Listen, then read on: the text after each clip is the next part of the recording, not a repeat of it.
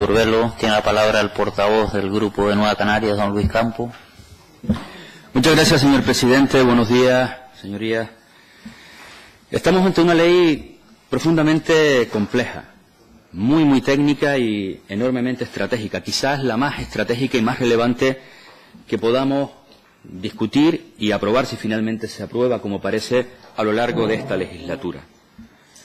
Por eso criticamos desde el primer momento duramente el proceso, un proceso que se inició sin diagnóstico, un proceso que se hizo sin participación y con, además, fuertes presiones políticas y empresariales, políticas de todo tipo, incluyendo la del propio gobierno, diciéndole a la Cámara para cuándo tenía que estar esta norma. Es más, planteando de antemano que apenas se iba a cambiar una coma del texto, ante lo que entendíamos que era una absoluta falta de respeto.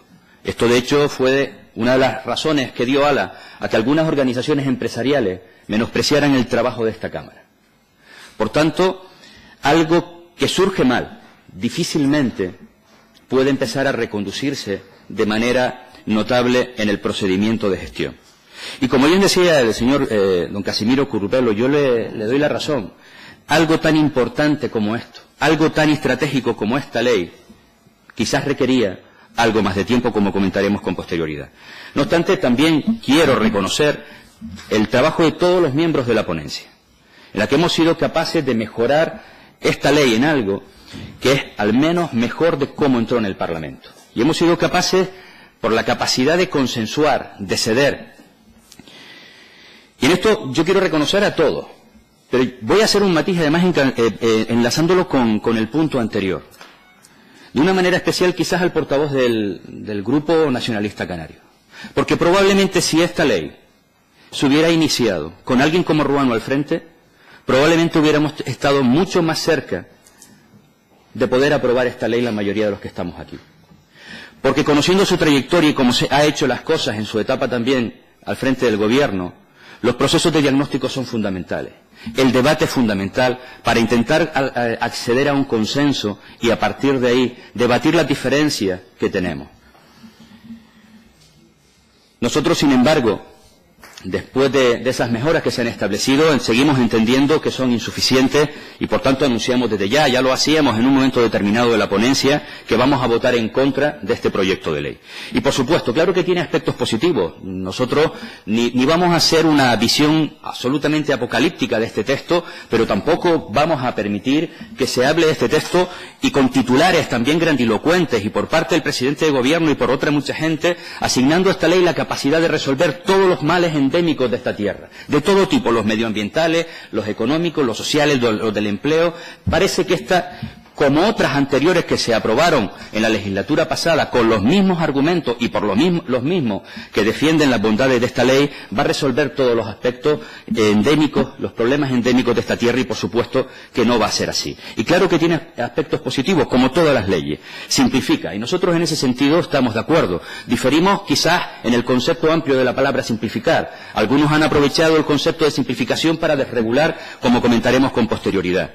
Porque además también hablaremos cómo y quiénes fueron responsables de lo que ustedes llaman maraña administrativa, con la aprobación de varias leyes en la legislatura pasada, precisamente, y lo decía antes, con el mismo argumento de simplificación y armonización, y además defendida por los mismos que hoy plantean otra vez que esto va a simplificar, armonizar y que va a salvar esta tierra de todos los males conocidos.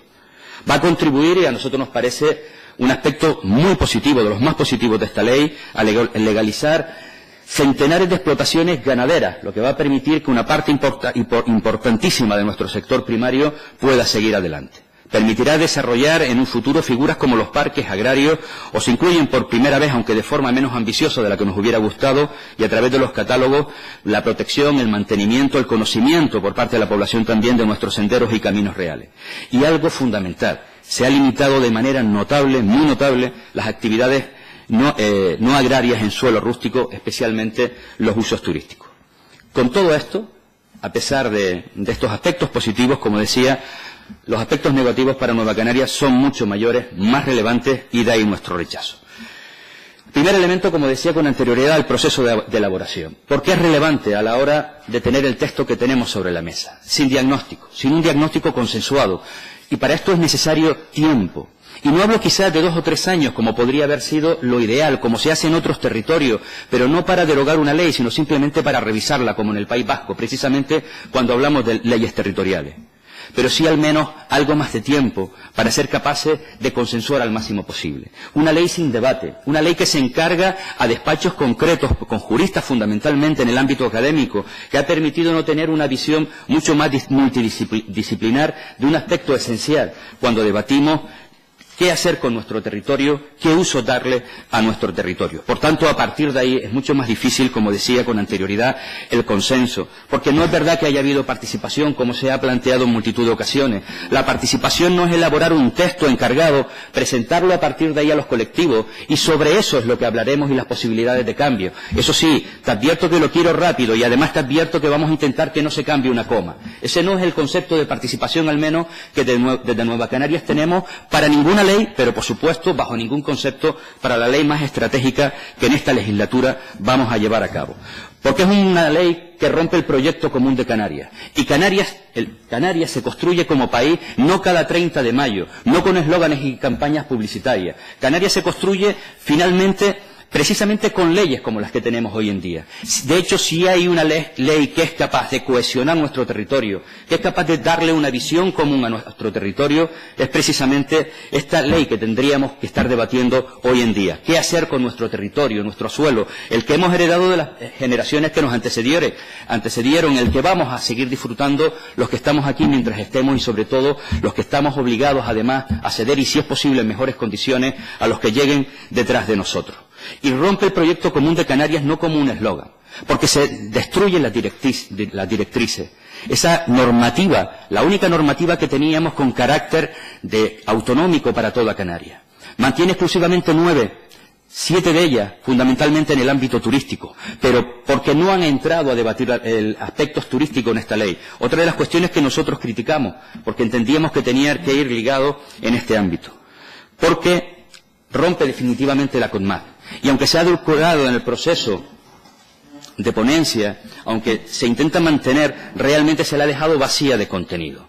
Un elemento donde, de alguna forma, el Gobierno de Canarias renuncia a sus competencias en materia de ordenación del territorio, lo que nos permitía, con independencia de los modelos, claro que sí, independientes de cada una de las islas, porque no es igual La Gomera ni lo será nunca a la isla de Fuerteventura, pero debe haber unos patrones comunes y el Gobierno debe velar porque algunas cuestiones sin que sean comunes, independientemente del lugar, del territorio, del municipio en el que estemos viviendo, porque se debilita el papel de la isla y claro que tiene importancia, porque si es fundamental ese papel de Canarias, defendiendo, cohesionando y teniendo una visión única sobre su modelo de desarrollo, mucho más lo es, si me apuran, incluso desde el punto de vista insular, porque ahí ni siquiera hay fragmentación del territorio. Sobre el mismo territorio se debilita el papel de los municipios, permitiendo el papel de las islas, permitiendo a cada uno de los municipios competir entre sí, cada uno de ellos intentando tener el que tiene el de al lado. Decía el anterior presidente del Gobierno, en una de las intervenciones, que él también fue alcalde. Y claro que si a un alcalde se le da la posibilidad,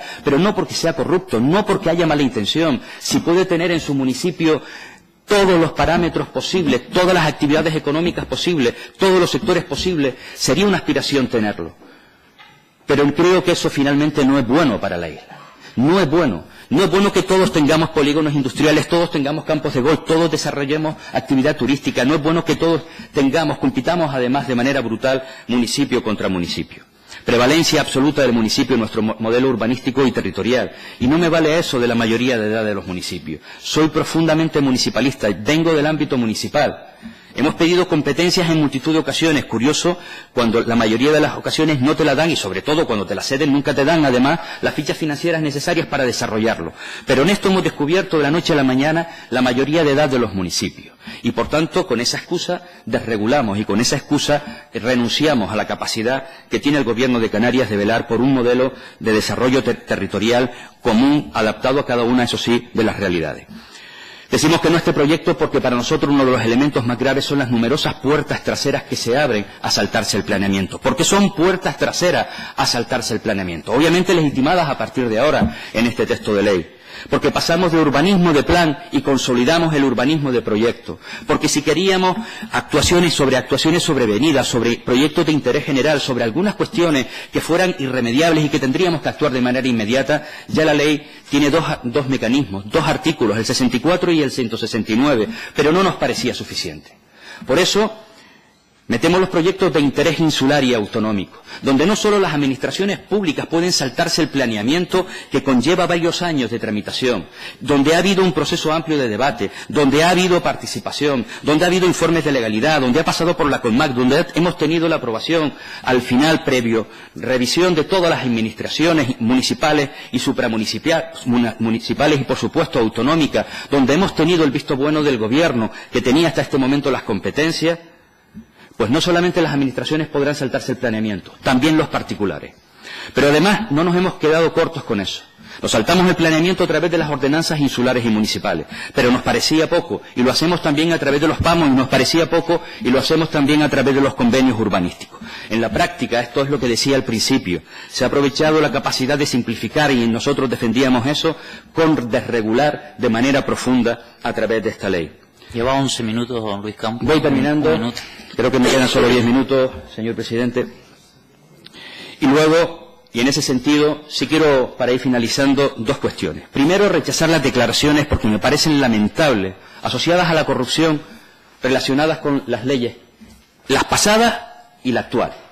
Lo digo porque no es de recibo que el presidente del Gobierno legitime la corrupción amparándose en leyes que hemos aprobado por unanimidad y que han estado vigentes durante muchísimos años. Los corruptos van a ser corruptos con esas leyes y los corruptos serán corruptos con esta ley también. Por eso tampoco defendemos algunas declaraciones que dicen que esto favorecerá la corrupción. No es mi ley, no es nuestra ley, no la vamos a defender, pero no defendemos ese aspecto. Sí creemos que va a favorecer la arbitrariedad, porque cuando dejamos tantos campos abiertos a aquello que puede ser de interés general, el interés general obviamente no es el mismo para mí como para cualquiera de los que estamos aquí. No coincidiríamos nunca en esa expresión.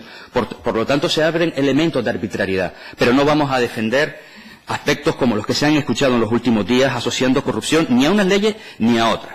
Y por tanto, y voy finalizando, rechazo a esta ley por cómo se elabora, por no haberla diagnosticado de manera importante, por no tener la capacidad de consensuarlo antes de hacerla, por no haber generado espacios de debate y de participación, por cortoplacista, porque en la propia exposición de motivos se decía que era una ley y el territorio puede servir para regular en función de la coyuntura económica. Si nos va bien seremos más restrictivos y si nos va mal abriremos los brazos. Es verdad que se matiza en el nuevo texto de la exposición de ley, pero una cosa son las palabras y otra es la intención se sigue manteniendo y no puede ser que la coyuntura económica sirva para decidir sobre nuestro medio ambiente y el territorio, porque la mayoría de las decisiones que tomamos hoy no van a ser reversibles en años futuros.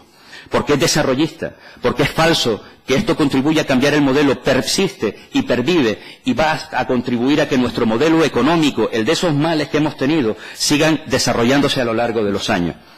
Que rompe el proyecto común de Canarias porque debilita el papel de los cabildos, porque abre numerosas puertas traseras y porque abre una nueva etapa, a partir de hoy, donde el urbanismo de proyecto empieza a cobrar una mayor prevalencia frente al urbanismo de plan. Y creo que hoy, me gustaría que me equivocara, hoy se van a evidenciar dos bloques claramente diferenciados. Un bloque mucho más conservador que va a aprobar esta ley, con 33 votos, y un bloque mucho más progresista, que aplica que era necesaria la reforma, que era necesaria una ley, que era necesaria una ley que simplificara, pero no una ley que desregulara los límites que se ha llegado. Y por tanto, ese otro bloque, con 27 diputados, va a evidenciar que por primera vez en la historia de esta Cámara, una de las leyes más relevantes, si no la más relevante que puede discutirse en la misma, se va a aprobar con una minoría pírrica y que además esos 33 diputados que la van a aprobar representan 70.000 70.000 votos menos que aquellos que vamos a rechazarla. Muchas gracias. Gracias, don Luis Campos. Tiene la palabra la portavoz del Grupo Podemos, doña Nati.